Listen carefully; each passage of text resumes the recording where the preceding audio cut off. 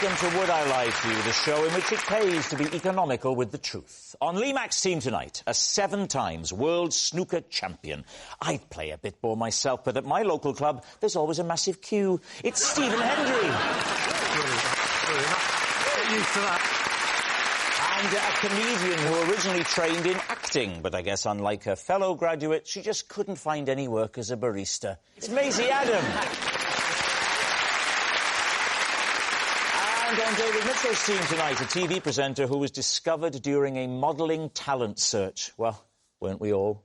It's Laura Whitmore.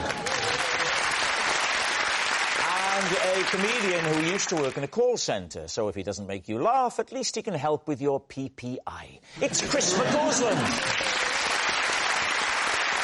We begin with round 1, Home Truths, where our panellists read out a statement from the card in front of them. To make things harder, they've never seen the card before. They've no idea what they'll be faced with. It's up to the opposing team to sort the fact from the fiction. Chris, you are first up. OK, well, I'm still blind. Neither of my PPIs work. David, would you save us all a lot of time and read my card out for me, please? Gladly. During lockdown, I bought a pogo stick to use as a home school teaching aid. All right, Lee's team. OK, so, Chris, have you got children? Just the one. And this was for, what, your homeschooling PE or something? Yes. When we did homeschooling, we split up the tasks. I was in charge of PE and maths, and my wife was in charge of reading and art for obvious reasons. And what age is your child? During lockdown, she was 6. And do you do anything else for PE or just pogo stick? I'm quite a lazy guy, Lee. So I realised that when you're on a pogo stick and you're bouncing away, what you're trying to do is see how many you can do. How many repetitions without touching the ground? Yeah, and maths is also... You have to touch the ground, Lee, to be fair. Otherwise it's levitating, which we still haven't mastered. I appreciate you said it for comic effect, Rob, but you know exactly what I meant. Well, what I tried to do is I realised that how many is also what you do often in maths. And I could consolidate all of my teaching efforts into one tidy little package of minimal effort. So I invented pogo maths. OK. And you just shout out some sums and they have to bounce out the answers. But are they experienced in pogo sticking? Because it's quite hard. Well, I mean, it does help if you can use a pogo stick first, so you have to get over that hurdle, but that's, you know... You have to get over a hurdle as well. I appreciate you said that for comic effect. Thank you,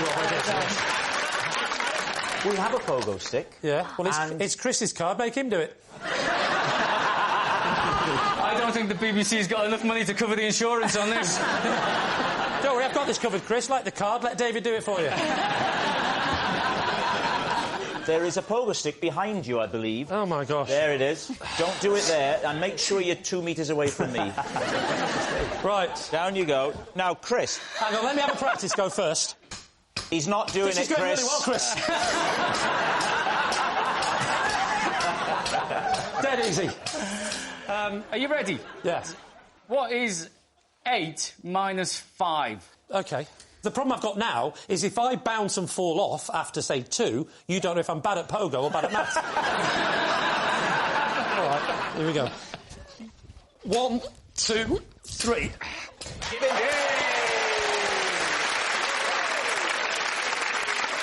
Well, this is good because you've got to get them all right if you want to do dinner tonight. Shall I just see how many I can do? Yeah, let's see how many you can do. I'll try and jump up onto that. How about that? Don't do it, Lee, don't do it! 1, 2, 3, 4, 5, 6, 7! I've got no idea what's going on. So, having experienced it... Yes. Do you think he's telling the truth? What do we think? I didn't know they still did pogo sticks. Oh, yeah. Oh, yes. Imagine how hard you could hit the ball with a spring-mounted snooker cue. I mean, that's a good point. Yeah. So what are you thinking about this story? The more I think about it, the more I think it wouldn't work, because the white ball's going to spin back. No. We're talking now about the maths and the pogo. Right. Do you reckon it's true? I think it's true that Chris is lazy. I'm not really blind, it just gets me out of doing things. Listen, tell me about it, mate. I do it all the time myself. How do you think I park so close to Sainsbury's? I think he's lying. You think he's lying? I think he's lying as well. You think he's lying? We'll go with my team and say he's lying. OK, saying it's a lie. So, Chris, maths on the pogo stick. Was it true or was it a lie? Pogo maths, copyright, Chris McCausland, 2020. True. Oh! Sorry. Yes, it's true. Chris did use a pogo stick to teach his daughter maths. Stephen, you're next. Before every World Championship final, I used to give a motivational team talk to my snooker cue, or as I called him, Sir Potts-a-lot. David's team. I hope that's true. I just hope it's true. Could you give us a flavour of the motivational talk you'd give Sir Potts-a-lot?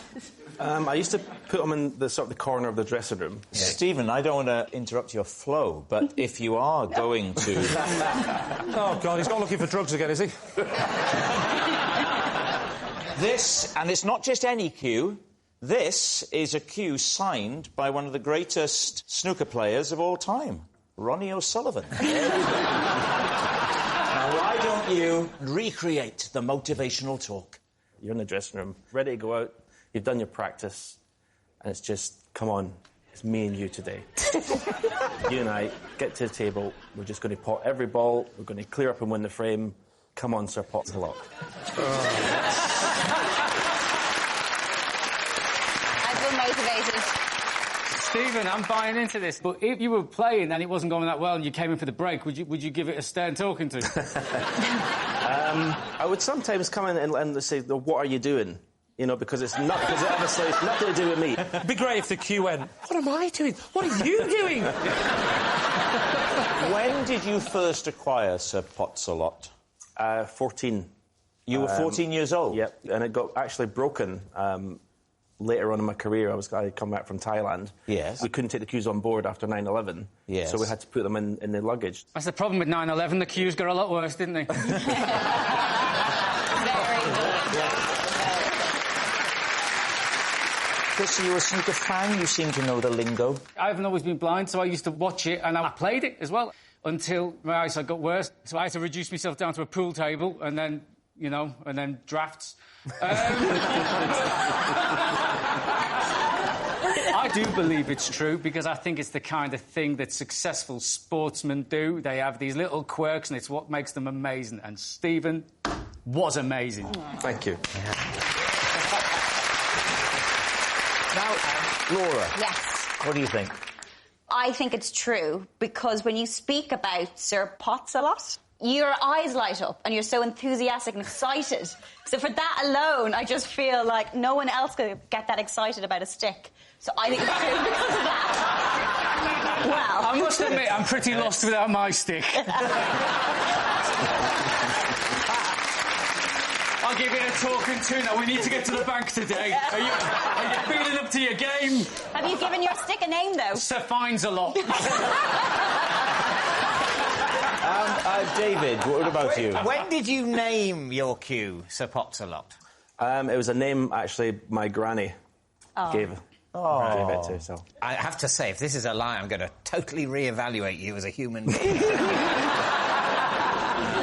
I can believe that, firstly, in high-pressure sporting situations, there's going to be a certain amount of superstition. You want to do the same thing again and again and again. That's why I never wear trousers for this show. In a way, there's a clash, isn't there, between the triviality of Sir Potts-a-lot and the seriousness of the pep talk, and yet the story about the grandmother giving the name. Oh, yes, that makes sense of it, doesn't it? Yes. Of course. There will be something lovable in that very triviality because of the family link. So it's either true or it is a diabolical lie. David's been under a lot of pressure recently. I'm going to take a risk on true. If only one more time, I'm going to believe. You're going to dare to dream. Yeah. All right. Stephen Hendry, were you telling us the truth about Sir Potts-a-lot or were you telling us a lie? It was a diabolical lie.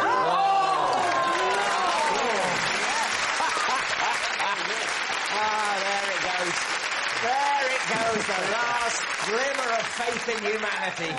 Flush down the toilet. Yes, it's a lie. Stephen didn't give motivational team talks to his snooker cue. Maisie, you're next. Once, while trying to impress a date, I landed flat on my back in a flower bed. David's team. What were you doing to try and be impressive? It was actually leaving the date. Oh. I accidentally left from a great height. When you said that, I thought, like, being on your back was what you were doing to impress them. Like, No, I'm getting not on that your kind back. of girl, Laura. OK. Laura, everything isn't Love Island. I'm confused as to where I am. Laura, you say you're confused about where you are. Just look to your left. You know you're not on Love Island. Oh, harsh. Now, tell me, Maisie, where did this happen? This was in New Zealand. New Zealand? Yeah, I got to know a guy out there, and he asked if I wanted to go back and see his record collection. Behave. We got talking about music, and we went back to his house to listen to records. But he tried to play guitar along to the record. He sounds like an awful human being. So I decided I'm gonna head off. Was now. that the difference between fancying him and not? The fact that he When got he the played guitar along to the record? You would not like to go around to his house. So I called a taxi and sat on. I was perched on the window with the window open. And I thought, it's arrived, it's outside. And I went, thanks very much, see you later. And because I thought we were on the ground floor, I thought I'd just swing my legs over the window and run across the lawn. Which floor were you on, Maisie? So if the windows... 18th floor. You forgot the 19 minutes going up in a lift. No, see, one floor up. What? One floor, but Yeah. I just forgot that. We've been climbed the chatting for a steps while. in a state of high arousal and therefore forgotten about them. Is that right? You should write erotica.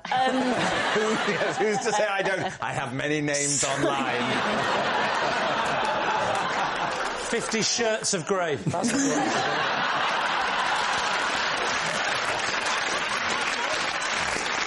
So I got a text saying your Uber's outside.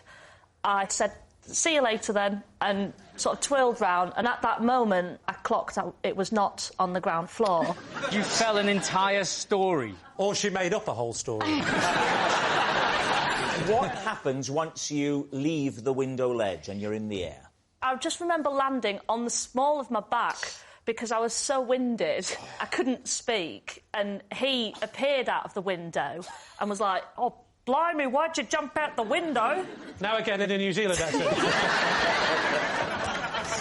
And so then I had to commando crawl across the garden with him watching from above. Was he still playing the guitar? And what was the taxi driver doing? He must have seen this. He didn't do anything. He just wound down the window and was like, just so you know, the meter's running. All right, David's team, what are you thinking? The mechanics of the situation doesn't add up for me, so lie. Laura?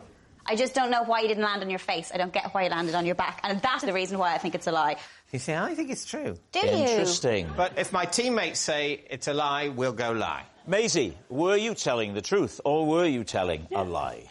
That was true. Well done. It's true. Maisie did land in a flower bed trying to impress a date. Our next round is called This Is My, where we bring on a mystery guest who has a close connection to one of our panellists. This week, each of David's team will claim it's them that has the genuine connection to the guest. It's up to Lee's team to spot who's telling the truth. So please welcome this week's special guest, Neil.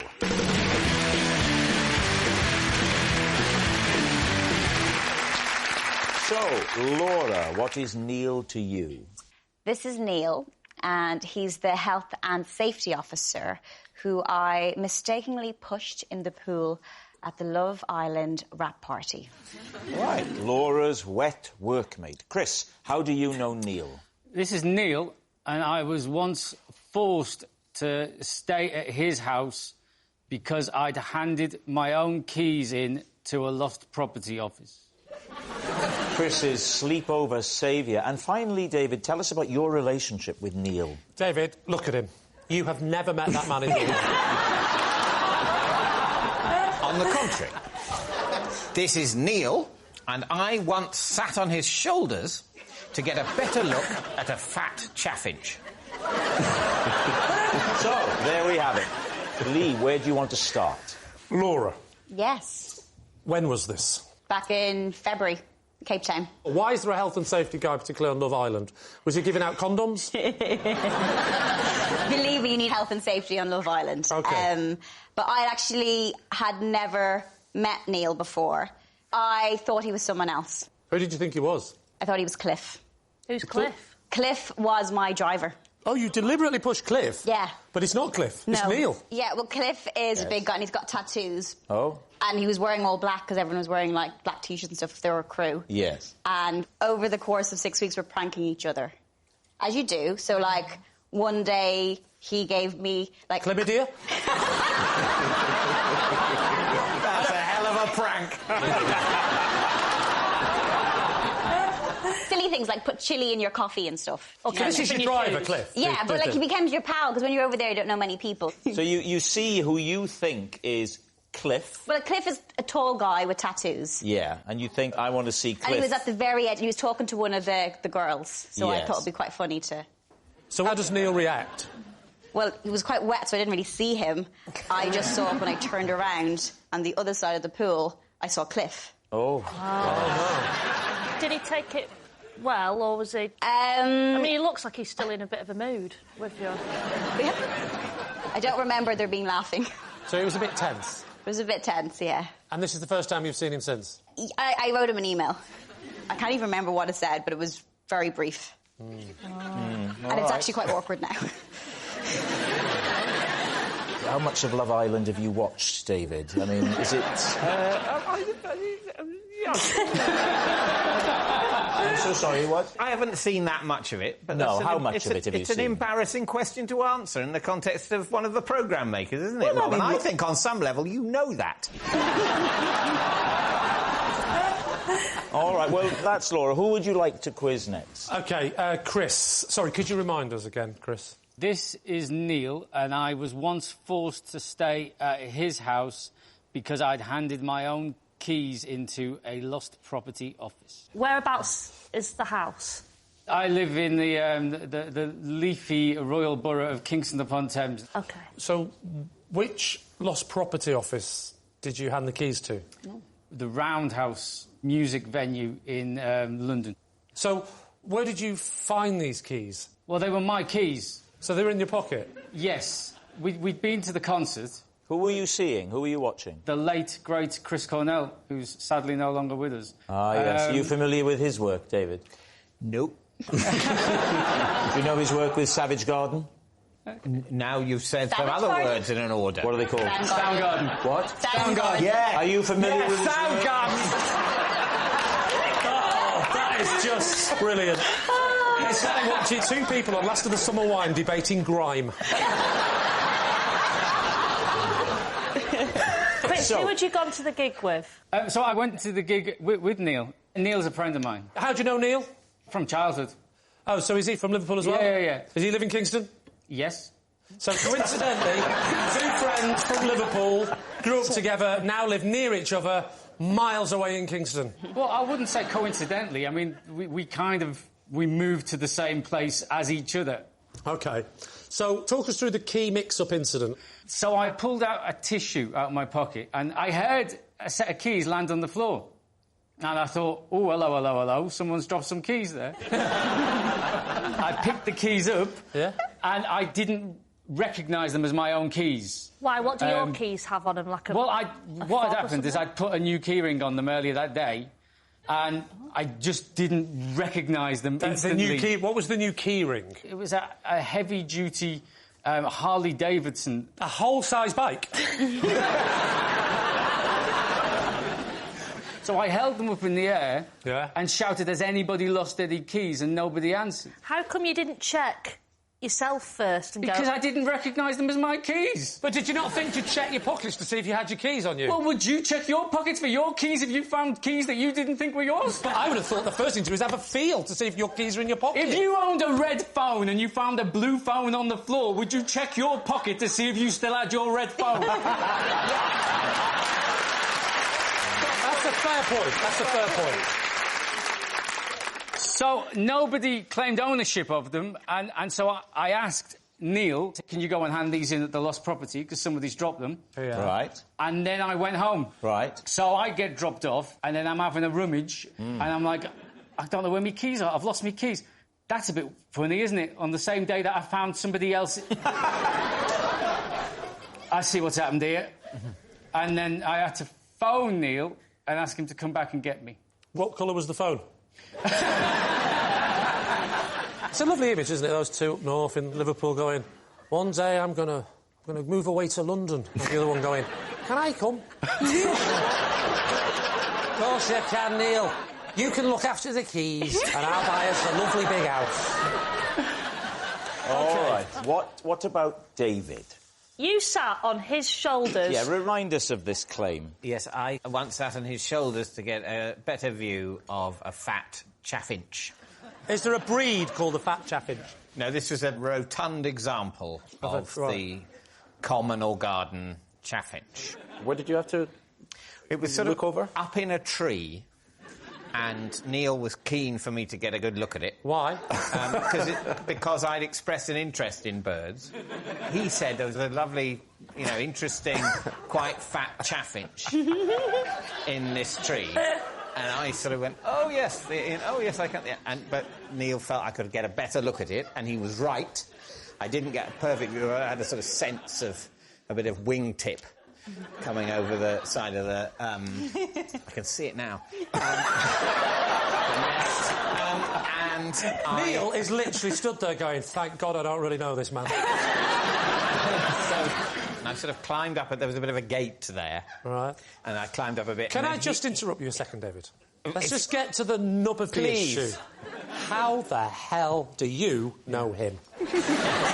Because I was staying with my family in a holiday cottage in Cornwall, let's say. Yes, Cornwall. And he lived in a nearby cottage. And one morning... It was a lovely... One morning he said, hello, young David, who I've never met before. Have you ever seen a chaffinch? Yeah.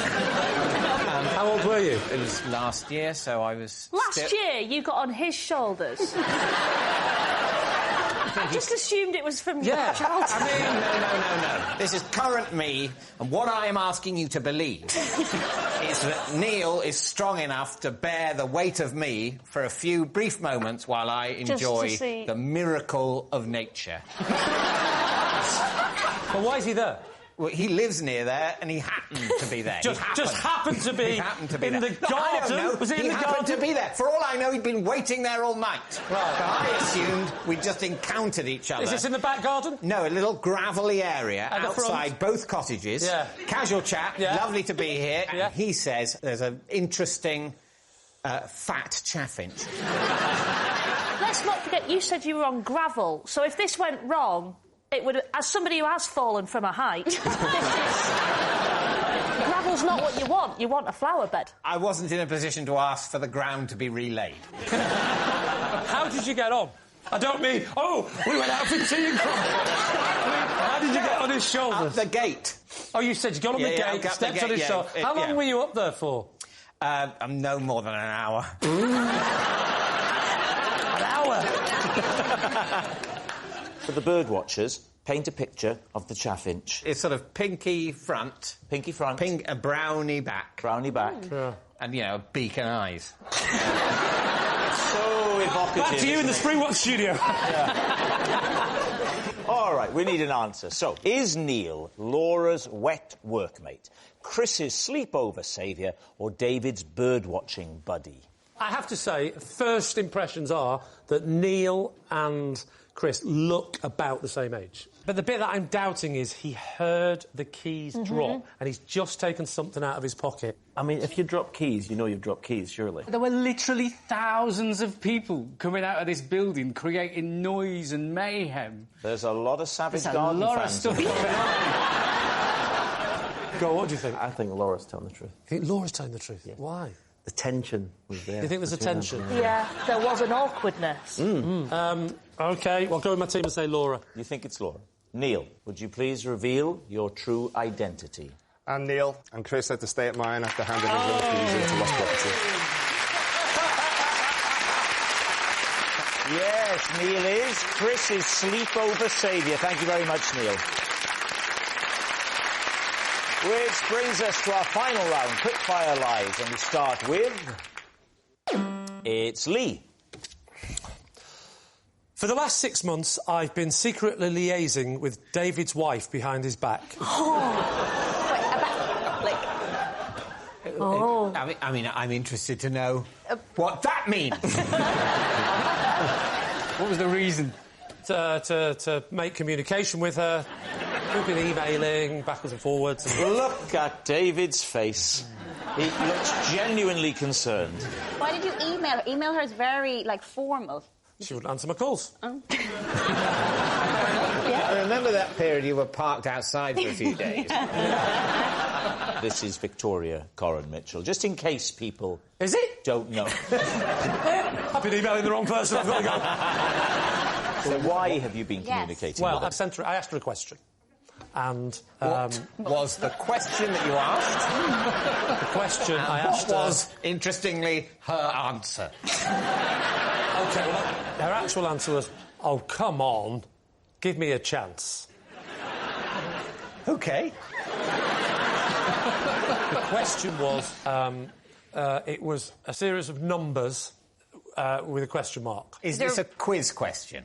Yes. Right, so you've sent her a quiz question. Let's say that. So all this is, everyone, and there's no need to think about anything else. Yes. It's just a question for the sequences round of Only Connect. Let's go with that. Did she ask you for a question, or did you just give it to her? I slightly forced myself into the situation by texting her, but we... Wait, texted her or emailed her? There was a bit of everything. We even met up face to face. It was a very awkward laugh, David. We had a little secret conversation at your house. Where was David at the time? He was upstairs playing Trivial Pursuits with my wife. Well, that's what she called it. And I said, can you do me a favour? Can you not tell David what's going on? And she said, OK, absolutely, no problems at all. And I said, and also, don't tell him about this question thing either. Because I could use it for Would I Lie to You? Right. Yes. So what do you think? I feel like, David, you should probably answer this more than either of us, because you know Victoria quite well, I hope. Well, I thought I did. People do pitch questions for Only Connect quite a bit. I think we're going to say true. You're saying true? Well, Lee, truth or lie? It is true. Yes! It's true. Lee really has been secretly liaising with Victoria. Well, that noise signals time is up. It's the end of the show, and I can reveal that Lee's team have 2 points and David's team have 3 points. Thanks for watching. We'll see you next time. Good night.